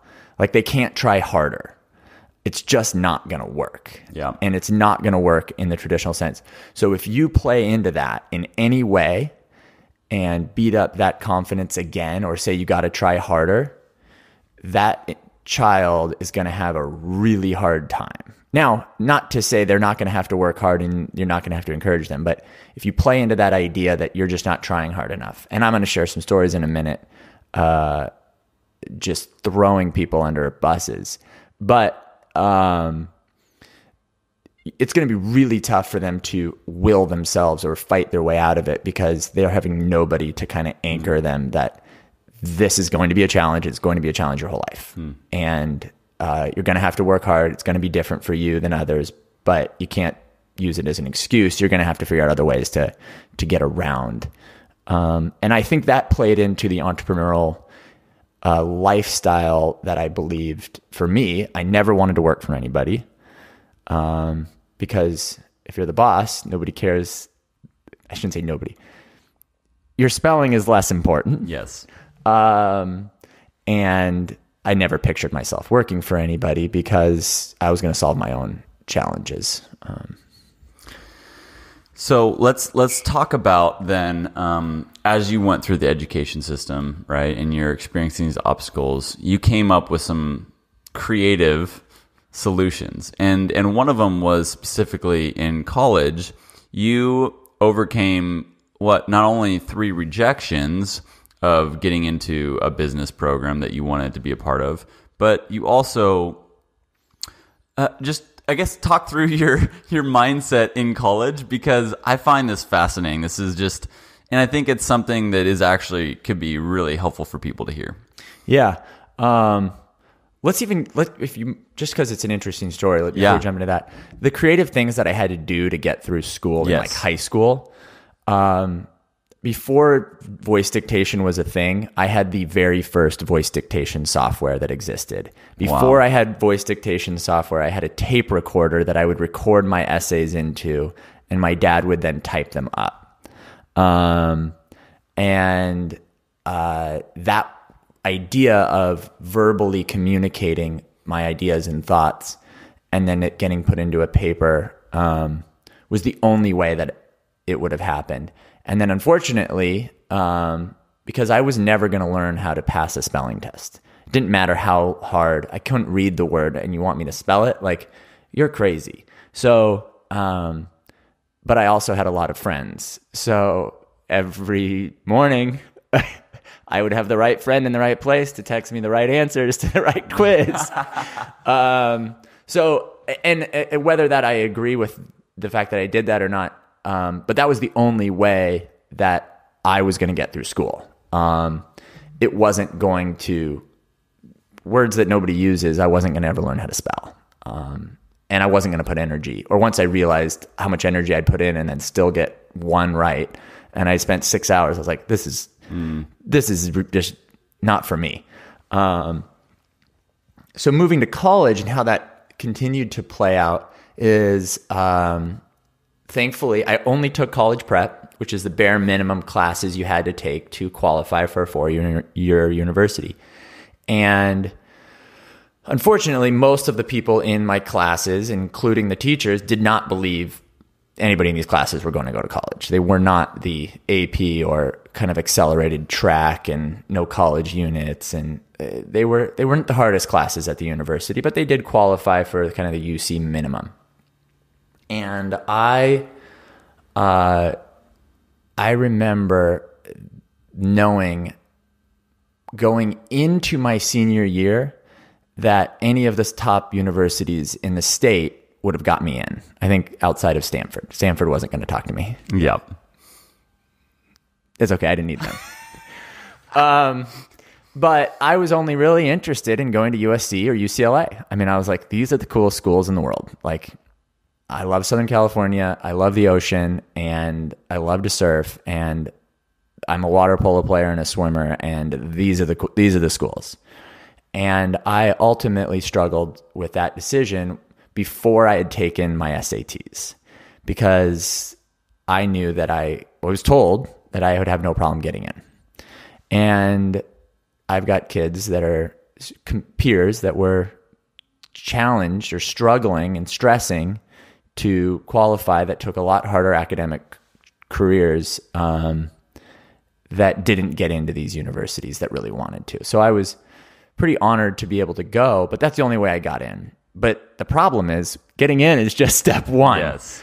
And I ended up choosing to go to USC for a handful of reasons, but the primary one is to go to Marshall School of Business, which you look at the course descriptions and the entrepreneur school and within Marshall, and you're like, my gosh, these are the coolest classes. Your professors started amazing companies. They run and do this because they want to share and teach the next generation of entrepreneurs. And you can't really teach entrepreneurship, but you can definitely build the ideas that will increase the odds of being successful. And but here's the challenge. You have to get into the business school, and the business school could care less about the athletic department. So once I got into USC, I spent the next 2 years trying to get into the business school. I got rejected 3 times, and ultimately, sometime at the beginning of my junior year, I got a letter that said, you cannot apply again, even though it very clearly says you can apply as many times as you want. It is your academic interest to see a counselor immediately. So this idea of rejection over and over, but I finally was able to work this process and got a bunch of letters of recommendations and got a meeting with a guy named Tom Amalia, who unfortunately passed away a few years ago. But he invited me into his office and said, you want to be in my program? And I said, I'd really, really love to be in your program. You're going to work really hard? You're going to do a good job? And I was like, I'll do a great job. And he's like, all right, don't let me down. You're in. And he accepted me into the entrepreneurship school. as a subcategory of being in the business school. The crazy cool thing was that gave me clearance to take every business class. So for my junior and senior year, I built my own elective curriculum and was only taking electives for 2 years with no track to ever graduating. So I had prereqs or whatever that, I think they're prereqs. Yeah. And then I had electives. So, and the only reason I could get in these classes is I was an athlete and had, I could sign up for my classes a week before anybody else could. So I could take the coolest classes in school, sign up first, and wasn't even in the school. And, you know, when I refer to like these crazy strategies and plans that my dad and I came up with, it wasn't for, you know, him kind of essentially saying, well, you made it further than I expected you to make it. So, you know, we might as well do what you want to do. And a level of arrogance, I think, on my part of, they'll eventually let me in, right? Like, I'll show you, you know, I'll just be that stubborn. You'll let me in. Well, they were not. And eventually I had no degree applicable units and I couldn't swim anymore. And I had already stopped playing water polo because I disliked the coach so much.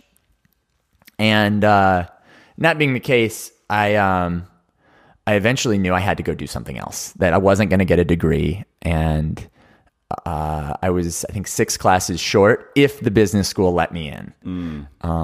But since they never let me in, all those classes were electives. But I took amazing classes and I got C's. I struggled like hell to get C's. I had a tutor for every single class and I worked really hard to get a C. But I did it, sort of. Yeah. That's amazing. What? That's the spirit of education. That's the spirit of what education should be, right? Is that it's not about grades, it's about learning. And it's about how we can equip ourselves for what's next. And so much of education is just a game of getting good grades, right? And that doesn't help you or anyone else. And so that's where I think like there's this big gap in education that there's not an easy solution for, but we need to be pushing for a solution for, you know? And I just love that story because it is very unconventional, as it should be, right? But it's so like those classes, I mean, what was the experience from those classes, from being able to take those electives in the business school? What did that kind of give you in your development, or even in starting the business right after that? Well, again, I wanted to take classes like operational management and accounting 1 and accounting 2. And I had to take econ because that was in the process of trying to get into the business school. I didn't really love econ, but taking those classes and struggling through them have played into, I knew just enough to learn how to read a P&L and know how the numbers connect and all the financial statements. And the tax side of things was less interesting to me, but the corporate accounting was amazing stuff, right? I had no intention of ever learning how to build a full financial statement, but I know how to read them and I know how to see what's the problem and where we need to focus. And I got all those things and that's what I wanted, right? I'm going to hire a really smart, great person to build these financial statements, but I'm going to have to interpret them and how to activate them onto the business. Yeah. So that was, I'd say, my kind of my goal in creating this own program. I didn't know what it was going to be one day for me. It happened to be restaurants, but I love restaurants today, but I really love business in general. It didn't really matter to me, just building and something that's fun and cool and involves people. I'll be fine. I love it. If you have you thought about, and if you have, what pivots or shifts do you see as necessary for education to improve or to change in a healthy way? I'm not an expert, so it's just neither am I. We're just talking. Yeah. We need to explode what we're currently doing, and classrooms need to be rebuilt. or restructured in different shapes. We need to get more creative in how we're presenting information. We need to incorporate more technology. I mean, the classrooms, since you and I, have not changed. The front office of a school has not changed in 40 years. A underperforming teacher that doesn't care anymore can't be fired. And the idea that it's just a bureaucracy of a mess. I mean, the fact that our schools are run by the government is retarded. Like, that is totally the wrong approach. We have so many smart businesses and companies in the world, and charities and churches that should be running our institutions. And you're seeing a lot more of that. I mean, all the reform is coming from private sector, right? Of people that are just saying, okay, we're going to do this differently, and totally, and pioneering that. And so I think that's a thing that's already happening and will continue to happen more. It's fascinating. So our government isn't set up to run businesses, and schools are businesses. Then their product is successful people. And they're not set up for that. And if we were to put that into the churches and the charities and the nonprofits and use all the same funds, but distribute it in different ways and different types of programs, and allow parents to put their kids in the type of school that's best suited for that type of kid. I had that privilege because I was able to we moved to Hawaii and we went to a school that specialized in dyslexics. And then I took 2 years off school and had nothing but tutors in a program called Linda Mood Bell. And those were the privileges that I was able to receive through a curated program, but that's not available to very many people. Yeah, totally. So, man, we could talk for days, and we will continue talking for days. But I wanna touch on a few more things before we're done. So, one of the other things that has been a common theme that I heard from other people is that you have a sixth sense. You have a sixth sense in that you are incredible at meeting people and being a good judge or having a good analysis of their character, of who they are as a person. And this started at a very young age. Your dad was just floored at your judgment or your evaluation of other humans, and being able to know who's a good guy and who's not a good guy in a very short amount of time. It's almost a sixth sense. And I've heard that from several people. So I guess what would you say has contributed to that, or how does that work or operate for you? That's a great question. I mean, it's going to be a hard thing to articulate, right, or teach. I have had the opportunity and create opportunities to meet a lot of people. And through these conversations and thoughts, maybe it's not healthy, but I'm pretty quick to tee somebody up and categorize them as, hey, this is a person that is going to make good decisions, and I need to bring close. And the flip side to that is, hey, this is a person I need to be careful of, and I should not bring too close. And then this is a person I need to make sure I keep right next to me, whether for them or for me or just by nature. Or this is the competency that I'm missing in this person has it, to get us through whatever challenge we're in. And so, on its face, you're kind of like, you're just a judgmental jerk, right? I don't look at it that way. And I'm not necessarily sitting intuitively pondering people. But there's a level of, I need to look out for the people that I think I can influence and can influence me. I talk with my son a lot about this, like, choose your friends, because I don't know where I heard it, but somebody said you're the average of your 5 closest friends. Yep. So if you look at your friends and you're like, wait a second, these are the people that have the influence on my life. Like, no. If they're not like, oh my gosh, I'm the average of these guys, well, that's amazing. And thankfully I have a pretty insane group of friends. And if I was to say, I kind of feel like maybe I'm not even the average. Hopefully I'm not bringing down the average here. But that's a good point. You should be the one bringing down the average of your 5. Totally. That's awesome. And that's about all you can invest into. And you know, either you're praying for them or they're praying for you, or you're talking with them. And you can call without a reason, right? Yeah. And that are truly going to look out for your interests and want and cheer for you. So I talk about that a ton with my son, who's at a point in his life where he has choices. And it's like, hey, you can be friends with a lot of people, but make sure whoever you let close is not going to lead you astray. Then I'd love to just touch on those 2 topics you just kind of mentioned, which is faith and family. So let's start with faith. What role does faith play in your life? I think everything, I hope. It's, so, I've been a Christian for, I don't know, probably since I was a sophomore in high school, right in there. Well, maybe longer, but probably a sophomore in high school. So, I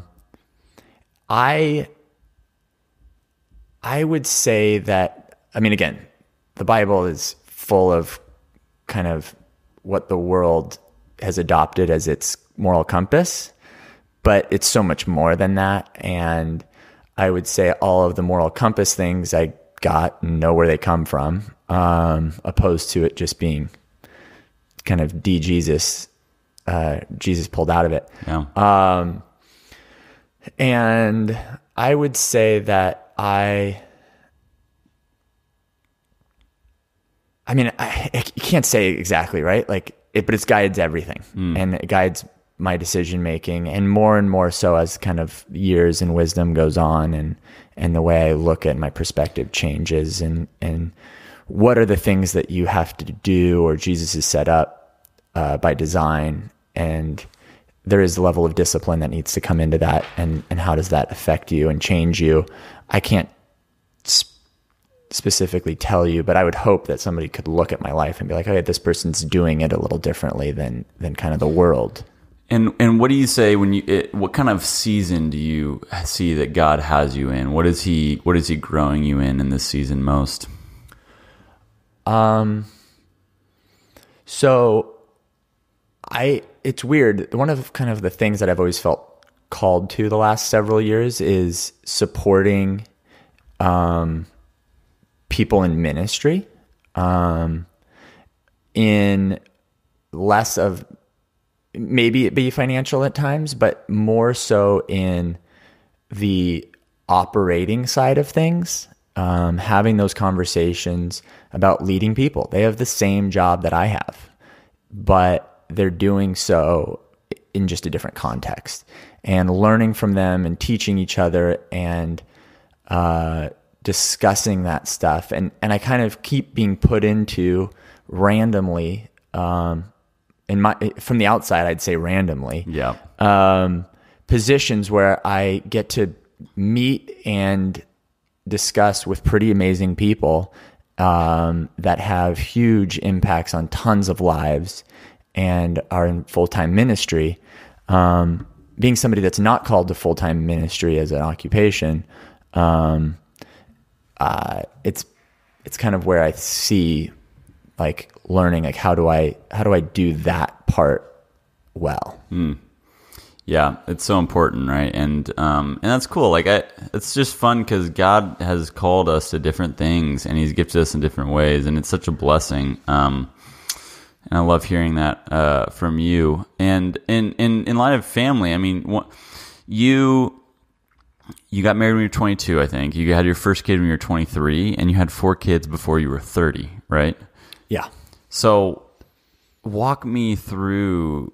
That is just incredibly unusual in today's American society. you definitely, I'm sure you had to have been one of the first out of your friend group or peer group to get married and to have kids and to now have 4 kids before 30. I mean, I can't imagine you having really any friends that have done that. So how was that going through that kind of before your time in a sense? Yeah, it's crazy to think back, because when I was getting married, people thought I was kind of crazy, but all my friends kind of knew that that's what Tyler was going to do. And then the same group of friends is like, well, he's married, now he's going to have kids, and they're not thinking about that. So to me, it was kind of always in the cards. Like, I just didn't see the world happening to me any differently. It's not like I set out to do that. But as it was going, it felt so right and felt like I wasn't doing it because I wanted to, but because that's what I was supposed to do. And, I'll be an empty nester before I'm 50. Which isn't like, just sounds fun. Like, I want to get back to working hard again. If that sounds crazy, like I'm at a point in life where I'm working hard, but I have to work hard on a lot of things. So, but I've also at a point where I can have a little more flexibility, which hopefully I'm not taking for granted in any way. But I value that time in raising kids a lot. Yeah, how do you think through that work-life balance? Because with 4 kids and owning a business, I mean, that's just an insurmountable task almost. Yeah. So I think I was given with the capacity to handle a lot. Like, I do get concerned that one day I'm just going to just explode. And at times I have felt that way. Like, this is all going to implode. Like, have I built a house of cards here? Yeah. Have I taken too much on? Am I doing this by my own will? And there is times where I have to pull back, and I have pulled back. But I also, I say, yeah, I'm running a business. I have a team of 100. I've got 4 kids, and I'm involved in all of these other things. I'm currently getting a master's in science of entrepreneurship and innovation at USC. And, have this amazing community group that we host at my house that you run. And shout out to United. Yeah. So, all these little things, are commitments. So, you do get overwhelmed, but I have this, it doesn't feel overwhelming, right? You just get up and do it again. You just got to look at each day as a new day and do your best and go for it. And there's certain things I'd like to change. And sometimes I am definitely have stressed the family structure at times, right? Like, that's when I realize I may be fine, but this crew is not ready for it, or we're going too quick for my team. And I've got a pretty cool little team that can handle a lot. And my 4 kids are raised in a very active, busy, keep up lifestyle. But I do need to be cognizant of Kristen and the 4 of them. And I want them to learn, don't be lazy and complacent. We can be busy and have fun and play hooky and go skiing and whatever other fun stuff. But when it's time to work, we also can't be lazy. Totally. Yeah, that's important for everyone, even especially in a family, is not assuming your capacity onto other people, not expecting what you expect of yourself of others who are differently wired or gifted. And especially in a family, I can imagine that being a real hard, or just a real fine line to tread, or to be cognizant of.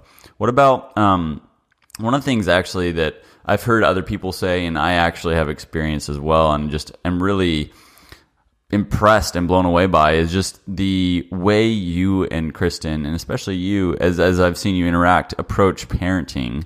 So talk to me just a little bit about one of the things I respect a ton about seeing that is just the level of respect that you give your kids, even at such a young age, is more empowering than I would say most parents and how they operate. And you treat them more, even at age 7 and 9 or whatever, the different ages, right? you're treating them much more like adults than the majority of 7-year-olds or 5-year-olds or 9-year-olds. So talk to me a little bit about your philosophy or your framework of parenting. Yeah. So there is no right way to parent, but there is my way to parent. Yeah. And there's definitely wrong ways to parent. Yes. So for Kristen and I, we've had to develop and read and learn how we are going to be mom and dad, and what does that look like. But I've also managed a lot of people and see the kind of results of what happens if you don't do a good job, or if your parents either didn't care in the right ways or cared too much that it handicapped them. So having 4 kids also allows you to see your mistakes and make adjustments as you go, right? If you do it once, you don't really have the opportunity to learn. So I am parent similar to the way I manage, although I don't spank my staff. Oh, that's good. So the expectations for our kids are very clear, and we hold them to that standard, and we do the best we can to make sure that our standards are not moving, that they know our standards, and that if they, as children, choose not to uphold our standards, there's consequences. And we are extremely loving and give them a ton of freedom within their circle. And they know how far they can go to the edge of that circle. And then they know the second they step outside that circle, they have to understand that there's consequences in life for bad choices. And we all make bad choices, and we all deal with those consequences. And starting, I think, at about 8 months, most kids are aware, either subconsciously or consciously, that they are choosing to make a choice that is not allowed. Now, whether that be as simple as, a 8-month-old boy that wants to, play with a candle, which if you just think is funny and cute, which it is. Real life story here. Yeah, like there's nothing wrong with playing with a candle, right? But if you don't learn what that candle's capable of doing at 8 months, well, you might have a problem when you're 2, when you sneak off and, burn a house down or something. So we have parented this way from a pretty early on, and our kids are, I'm very proud of them. They're very disciplined, but also very fun and outgoing and energetic and great with people. And they know their expectations. So all that to be said is, yeah, kids are kids, and we've prepared them really quickly to go out and be on their own. And the world we live in LA is not necessarily the safest for kids. Like people are, like I literally yesterday had somebody 2 days ago zoom by me. I'm in the middle of the road with a 2-year-old right next to me in front of my house. And I literally had a 60-year-old woman in a Mercedes, use us as a slalom course. I almost broke her window as she was so close to me, I could hit her car. But so you have to be cognizant of the real world, that people are not going to help you in this process. So the idea of getting your kids prepared for the world as our job as parents, it is not to protect our kids. It is to get them ready for the world, and to instill, teach them who Jesus is and what our role as believers are in the world. And it may not be easy. And I tell my kids this all the time, that the world's not easy and it's not fair and nothing's guaranteed to you. It's a kind of a big game, and you got to learn it. Yeah. Yeah. It's a gift, right? Life is a gift too. That's awesome. I think those are amazing. It's just an amazing framework and such a helpful thing to hear from. I definitely have learned a lot just by watching. So keep it up, brother. It's great. Okay, a couple one-offs, and we'll close this. We'll sound this off. But What truth do you have to preach to yourself most? What is the most common self-talk for you right now?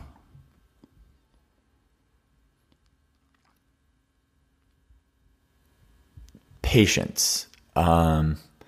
Having 4 kids, being a husband, and being very busy, and never wanting to make anybody around me feel like I'm very busy. We're all busy, right? That's the buzzword of the century. Like, I'm really busy, but when you look at people's lives, they're not that busy. And I'm not even that busy, but to have patience for things that are really stupid, right? But to me, they're really stupid. But to the people that are troubled by it, it's a big deal. And to be patient and to meet them and to help them see that what's going on around them is pretty overcomable can't tell somebody it's overcomable, but to be patient, to not kind of get jaded into like are you joking me? Like, really? Like, I don't have time for this. Yeah. Where if I can be patient and help or work with them, and for myself, like, wait, what's going on right now is totally overcomable. Like, this is going to work out. This isn't the end. And I, honestly, not relying on myself. I've been very well prepared, I feel like, and have a lot of gifts and have a lot of will. But I can't do it, and it's really out of my control. So reminding myself that do my best, make good decisions, surround yourself with great people, but at the end of the day, it's kind of out of my control. So yeah, I know it's something I've been telling myself a lot too, is just God brings the fruit. He does. Yeah. We can't force fruit to come. Like, we really can't. We can do our best, and we need to, but submitting to that is huge. And I think that too, like that what you just mentioned about being busy, it seems like that is such a common theme, because we're being filled, and we're filling our lives with things that don't matter, like our phones, like social media, and it's constantly bombarding us more than ever before. So it feels fuller and more busy than ever before, but we're actually getting less done. So we really aren't that busy, but it's just because we don't have the discipline or control over our time as much that we feel more busy. It's interesting. What are your cornerstone habits? Do you have any cornerstone habits? So I listened to a few of your great podcasts, and when I heard this question, I was like, crap, I'm probably going to be asked that question. Prayer would be number one. And after that, things may become rituals opposed to habits, like coffee and things like this. And being with that crew of 4 or 5, right? Like those are my habits that I know, as silly as it may feel at sometimes, or you don't have time to get up, or you're up late. I bailed on them this morning. Thank you. We're all thanking you. But that's a pretty big cornerstone, I think. Totally. And you don't really realize in the 1 or 2 hours that you are there, but over the course of years, you realize, wait, us making that time together is really grown and made a big impact. And I also have a handful of people that when I'm like overwhelmed with a challenge, will just call and kind of shoot the breeze with. And, there's just so much insight from people that have been there, done that, to kind of give you perspective. So these aren't really cornerstone habits, but I'm not really a habit. Yeah, person, in a sense they are, honestly. I mean, they're just a different kind of genre, I would say. So those are awesome. What if you were to give a TED Talk, what would you speak on? That's a great question. I think I would, oh man. I think I would like to prepare a TED Talk directed at millennial parents. And taking the things that I've learned as a older end of the millennial spectrum and having kids young and having kind of a non-millennial mindset and kind of a shaking of saying, if you mess this up as you are becoming a homeowner and a husband or a wife and a parent, the consequences are going to be devastating. And I don't know what I would say yet, but I do have a lot of scattered thoughts in that. Yeah, wow, I love it. That would be a good talk. Well, maybe we'll see. It'd be. I'd listen. I'd show up. Here's a tough one. Who doesn't have a TED Talk at this point? The amount of TED Talks they've made, quality has gone down. Well, there's TED and there's TEDx. Yeah. TEDx, I mean, yeah. Waste of time. So, what do you believe to be true that you wish everyone else believed to be true? It would be nice if everybody believed that Jesus was who he said he was, because we would have some common ground to then realize that all of these things that he's taught the world that nobody really gives him credit for, and these principles to live life by, to have a fruitful, non-depressive life, we probably wouldn't see all of the anxiety and challenges that our world is facing today, as we have attempted to strip a lot of that out of society and say, hey, live by these principles, and do what makes you happy, do what makes you happy and see how happy you are in a few years. Totally. So if that was a common ground, or when you look at some of these other areas of the country that aren't LA, you start seeing more of that, which is pretty cool. I don't know it very well because I've never really lived in that setting, but I've gone to these places and be like, oh, it's a little different here. Like, there's a lot of really happy people that are really positive, and you kind of realize that that's a common thread. It's a good word. What books have you given to others most? Have you gifted, and why?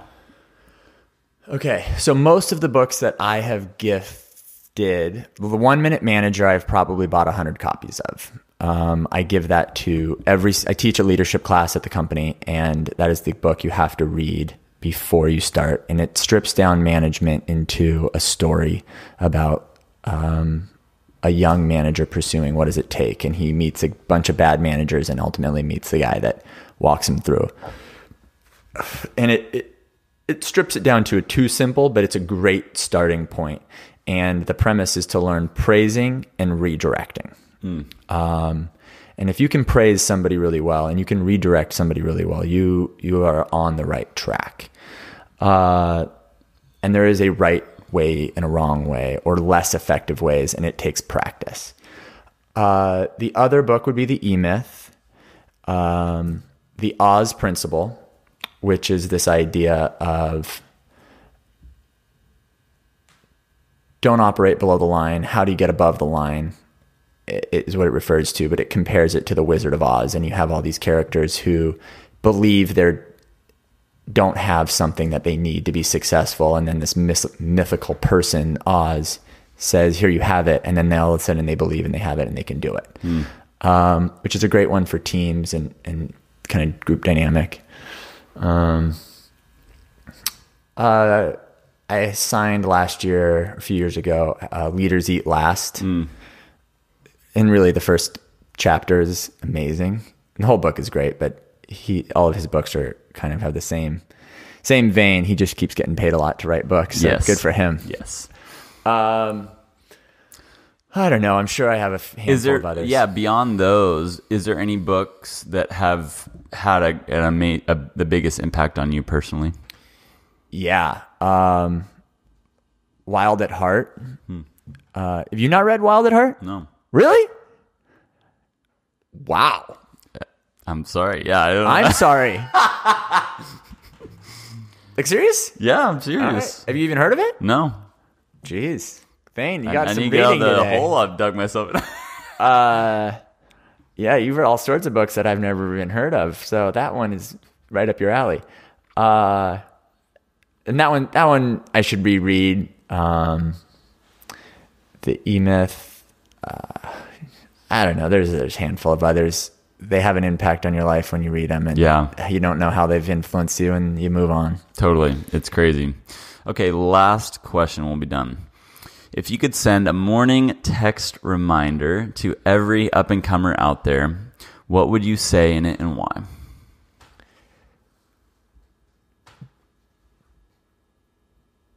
Don't get stuck at your desk. Like, get out.